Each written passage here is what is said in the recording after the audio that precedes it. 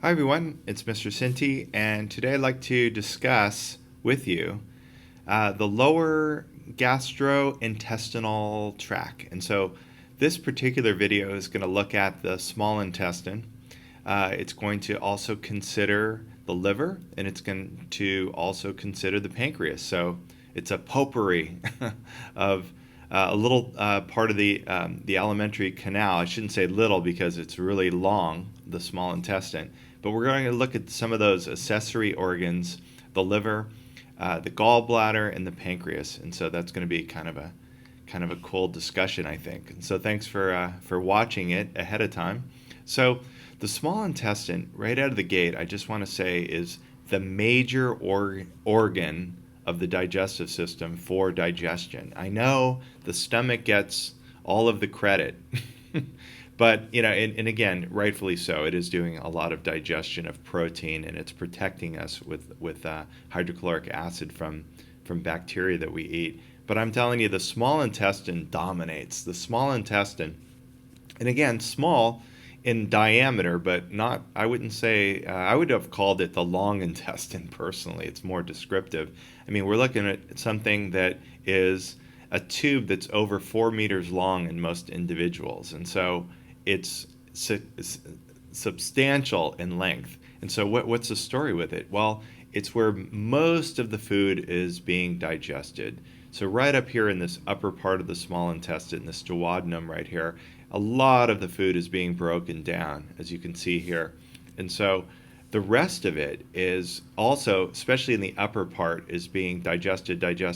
And then really, this is hydrolysis, the breakdown of food. But then the other really important function of the digestive system is to absorb all of the monomers, or in other words, all of the small particles of food once it's been digested. And so most of the absorption takes place in the intestine.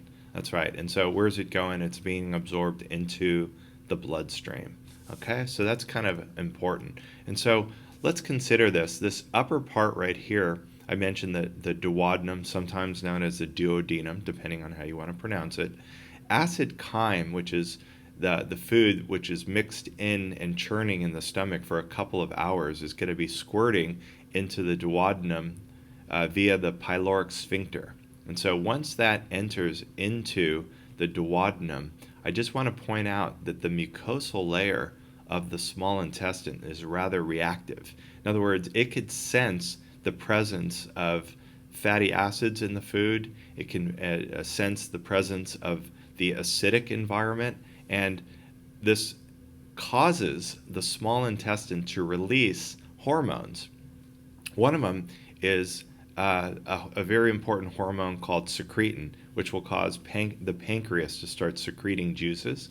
Another one is cholecystokinin, or CCK, which will activate the gallbladder to release the stored bile that is being produced by the liver. And so this is part of our discussion today, so don't be too worried. I'll go a little bit more into that in a moment. But I just wanted to show you the general anatomy here, that the liver is the largest gland in the body. It's massive on the right side of the abdominal cavity, right below the diaphragm. And again, the stomach's over on your left, pancreas is a little bit posterior. And this duodenum is really an important thoroughfare because it's sort of like where all the juices are flowing. The food's flowing into it. The bile's coming down the common bile duct, the pancreatic juice. So it's a big thoroughfare right there. And so I wanted to make note of the fact that the pancreas produces a lot of hydrolytic, and that just simply means digestive, hydrolytic enzymes. And it also produces in this pancreatic juice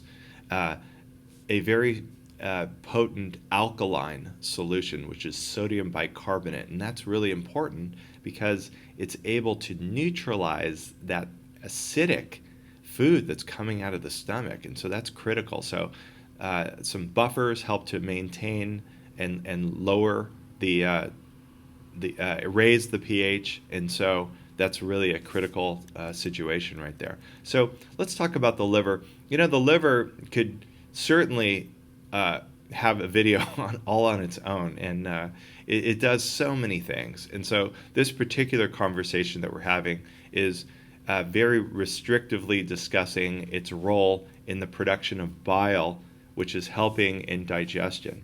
And so bile is a fluid that's produced by the hepatic cells of the liver, so these epithelial cells of the liver, and they drain down tubes. Some of the larger ducts are called the cystic ducts that come down into the liver. I am sorry. I don't want to confuse you. This is referred to as the cystic duct. There's a duct right here called the hepatic duct, and then they merge together in what is known as the common bile duct.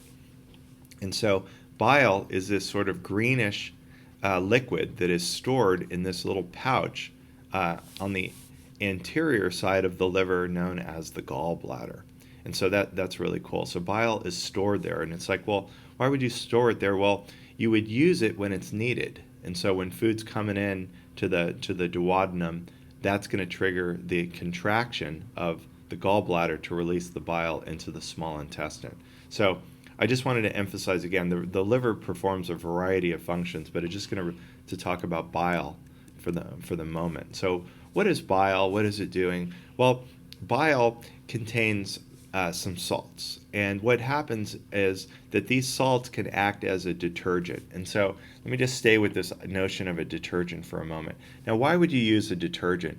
We often use detergents and soaps in order to clean our skin from the oil that accumulates as a result of the sebaceous glands. We also use detergents a lot when we're cleaning our clothes or our dishes, for example. And so what a detergent can do is that it's sort of part hydrophilic and part hydrophobic. And so what it can do is it can attach to oils and grease in one side of it, and then it can also attach to water when you're rinsing it out. And so that's an important function. And so it's going to aid in the digestion of fats, bile. And so in addition to that, it helps to emulsify these triglycerides. And so that's what fat is a triglyceride. It's a glycerol and 3 fatty acids, whether it be a saturated fat or a polyunsaturated fat, which is an oil. It does the same thing. It helps to emulsify. And all that means is that it's breaking it up into a smaller particles so that the fat tends to clump together. All the hydrophobic parts of it tend to accumulate into these little globules. And so the bile emulsifies it. In other words, it breaks it up. And so if you ever put detergent into water with oil and shake it up, it would make little tiny oil drops, which is increasing the surface area, which makes it more readily digestible by the enzymes that the pancreas is secreting called pancreatic lipase, which is really the enzyme that's speeding up the hydrolysis. But the emulsification is really important. And then what also happens is these bile salts like kind of cling to these little droplets, which then prevent them from coming back together. And so that's really important. And so the bile also contains some pigments, I just want to point that out, that are the byproducts of red blood cell destruction.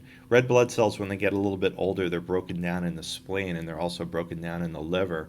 And so some of those pigments help to color the bile, making it kind of a dark hunter green color.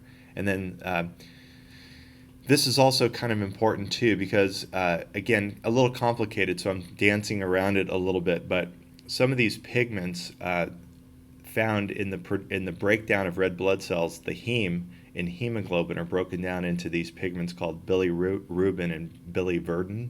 And so these compounds need to be broken down by the liver, and then they're eliminated from your body in the bile, and so in your feces. And so the bile that's squirting out from your gallbladder via the cystic duct and the common bile duct, ultimately that's mixing in with the small intestine and then in the colon, and then ultimately it's coming out in the feces. So it's helping to color the feces a little bit.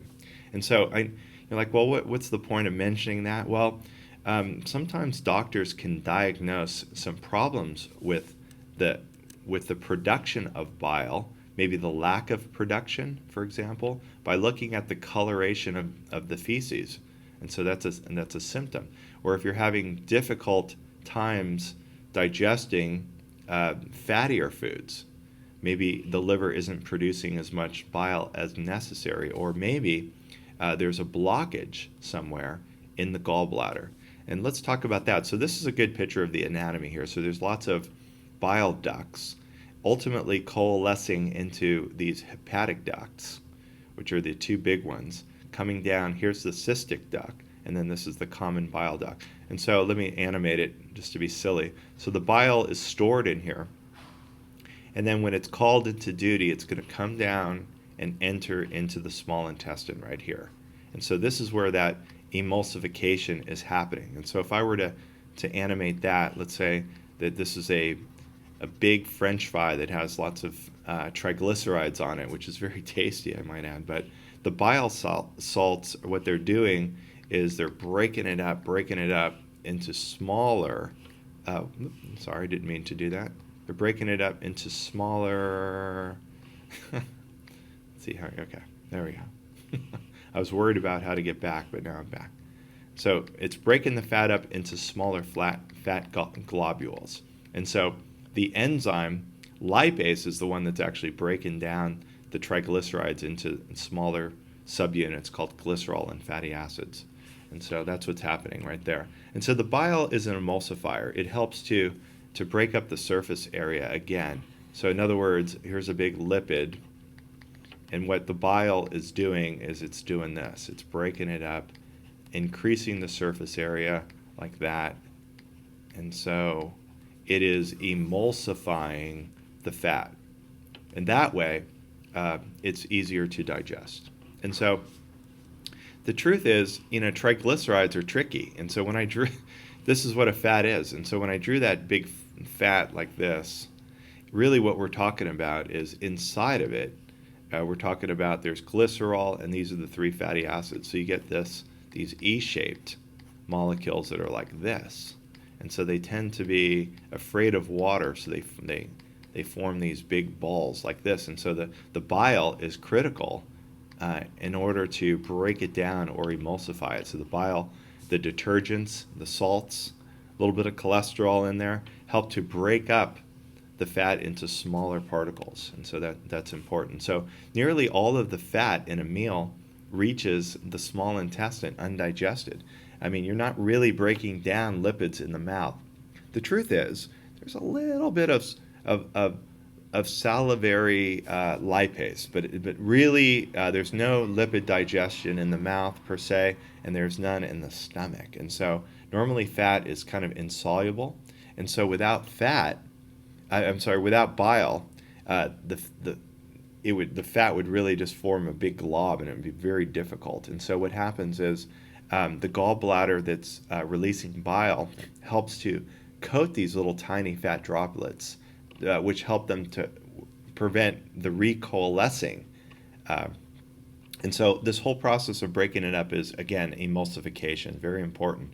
And then as a result of it, the pancreas will secrete the enzyme lipase, which is the enzyme that's actually cleaving these triglycerides up into fatty acids and then little 2-carbon fragments. So that's kind of cool. And actually there's more enzymes involved in the breakdown of fatty acids. I'm kind of simplifying it. There's actually a cold metabolic reaction called the beta oxidation pathway that breaks down fatty acids, which is pretty cool. So looking at the anatomy again, so you have your right and your left hepatic duct. So this is actually entering into the liver, which is not shown. So this is the bile that's coming down.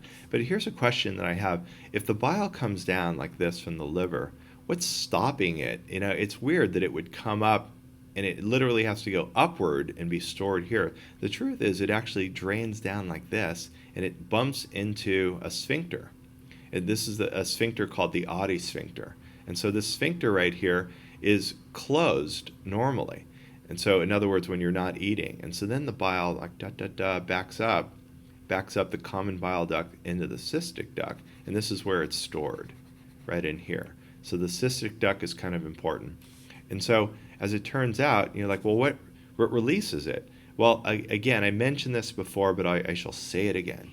The inner lining here of the duodenum is capable of producing the hormone CCK. And that hormone CCK, one of its functions is to cause the gallbladder to contract. Not only does it cause the gallbladder to contract to release more bile, but it also relaxes the sphincter right here. It causes the smooth muscles right here. And the autosphincter is also known as the hippopancreatic sphincter. Causes this to relax and therefore encourages pancreatic juices and bile to enter into the small intestine through that hole. So that's kind of cool.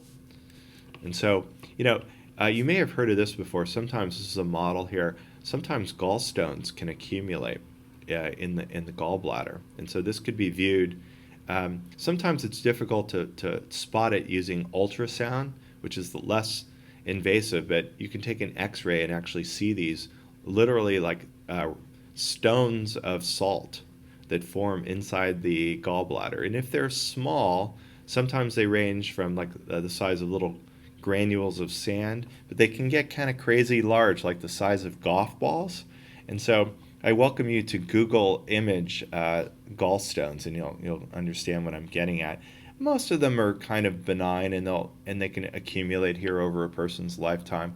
But they can become a problem if they block the cystic duct, and then there's not enough bile being produced. And so, depending on what the physician thinks, a doctor may want to even go as far as prescribe some medication, which might break these down, and also just simply remove the gallbladder. And so you can go in arthroscopically and simply excise the gallbladder. Now, that might lead to the patient having dietary restrictions. In other words, I would recommend, I'm not a doctor, but I would recommend like slowing down on the lipid intake, because the gallbladder is really useful if a person were to eat a massive quantity of lipids all at once. In other words, a large basket of French fries, for example, that wouldn't be advisable without a gallbladder. And so what happens is the bile just kind of leaks into the duodenum without the gallbladder. And so this could be a problem if a gallstone blocks your cystic duct. And so let's get into the pancreas. Now the pancreas, if you've been watching a previous video that I created on the pancreas, I refer to it as an endocrine gland, because in the pancreas there's these little islands or islets of Langerhans, which are endocrine in nature. There's alpha cells that produce glucagon, which helps to raise blood sugar, and then there's beta cells which lower blood sugar, that produce insulin. But most of the cells of the pancreas are digestive, meaning that they secrete hydrolytic enzymes. But not just hydrolytic enzymes, a whole slew of them, but they also secrete, as I may have mentioned before, alkaline substances known as sodium bicarbonate and some buffers to help neutralize the acid in the duodenum right there. So all of these things travel through ducts into one common pancreatic duct, which will then enter into the duodenum. Again, you can see this is a great anatomy picture here. The pancreas is anterior or posterior to the stomach, see? So you can see in dotted lines right there, so it's behind the stomach. Again, you can see this is a great shot of the liver as well. The two lobes of the liver and the hepatic duct, cystic duct, common bile duct, and here's the gallbladder over there. So what goes down? Well, the pancreas is really cranking out a lot of hydrolytic enzymes, and if you recall from a previous video, I talked about salivary amylase, which is the beginning of the breakdown of polysaccharides in the oral cavity, or in other words, the mouth. But it's not all broken down.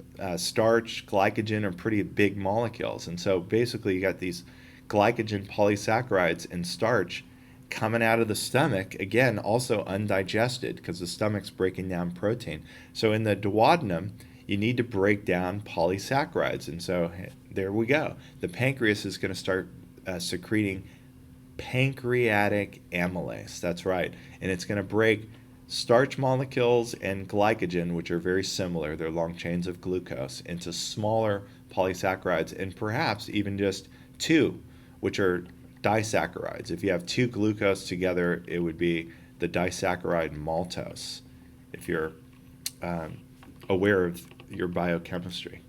And so the pancreas is cranking out a lot of digestive juices, which are all dumping into the duodenum right over here through the sphincter. And so that's kind of a cool shot. And so in addition to pancreatic amylase, we've got a lot of protein still needing to be digested because the pepsin in the stomach doesn't totally break all the polypeptides down. These are very big molecules that we're eating, macromolecules. And so one of the most famous hydrolytic enzymes of all, other than pepsin, is a protein enzyme called trypsin. Trypsin also helps to digest proteins, and it has associates.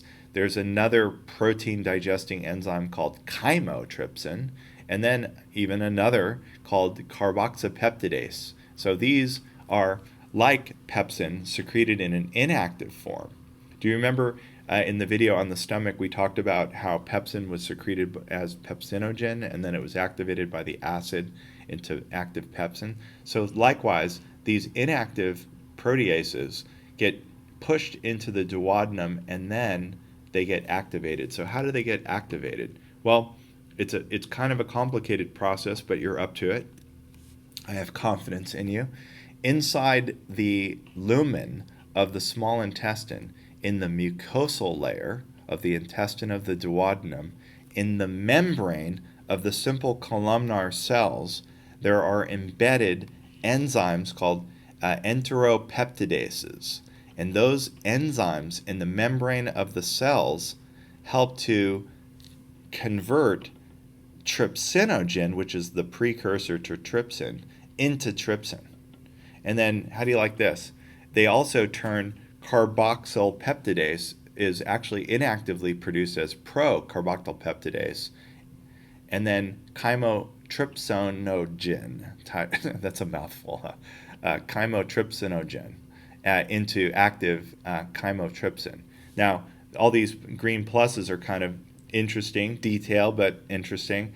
The trypsin itself helps to catalyze its own conversion. Pepsin does the same thing, but trypsin also helps to convert procarboxyl peptidase and chymotrypsinogen into their active forms as well. So, long story short, the enzymes are secreted by the pancreas inactive, and then they become active in the small intestine. There you have it. So there's a nice picture of the small intestine. Sometimes it's nice to look at a real image. And so you're looking at blood vessels here. This is where the food's traveling. And then all of this tissue is mesentery, which is sort of an extension of the serosal layer. That's what we're looking at, is the serosal layer. And so what's happening, these protein enzymes like trypsin, chymotrypsin are basically attacking proteins just as amylase is attacking starch. It's breaking them down into really tiny peptides or oligopeptides, and then ultimately into amino acids. And then once they're into amino acids, then they become small enough to be absorbed. And so in these columnar cells of the intestine, you even have little dipeptases embedded in the membrane, which are helping to break peptides into smaller amino acids, and then they're absorbed. And so all of that is happening I just wanted to back it out for a second. All that's happening in your intestine. So look at these extensions right here, these folds called villi.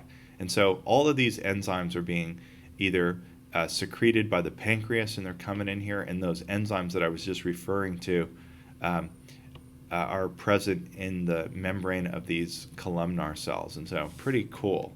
And so another thing that's really cool about the small intestine that I was mentioning is that it should be called the long intestine, because most digestion is occurring, that's what we've been talking about, in the duodenum, a little bit in the jejunum as well, but really the jejunum and ileum mainly function at this point in absorption, because now that everything is broken down, we can now talk about the absorption of all these nutrients and water.